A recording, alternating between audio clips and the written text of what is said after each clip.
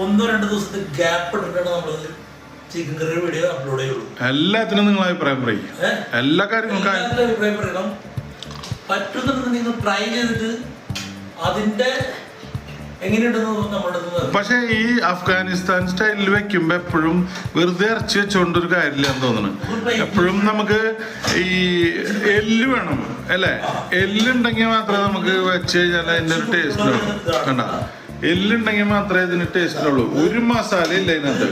അഫ്ഗാൻ എന്ന് പറഞ്ഞാൽ നമ്മള് യൂറോപ്യൻസ് കഴിക്കുന്ന ചിക്കൻ കറി ഉണ്ടല്ലോ, മട്ടൻ കറി ഉണ്ടല്ലോ, ആ ലുക്കാണ്. പക്ഷെ ഇത് എല്ലുണ്ടെങ്കിൽ മാത്രമേ നല്ല ടേസ്റ്റ് കിട്ടൂ. ഇച്ചിരി വെള്ളം കൂടിയോ എന്നൊരു സംശയമില്ലാതില്ല. പക്ഷെ എന്നാലും ഇത് റൊട്ടി കഴിക്കാൻ ഇത് വേണം.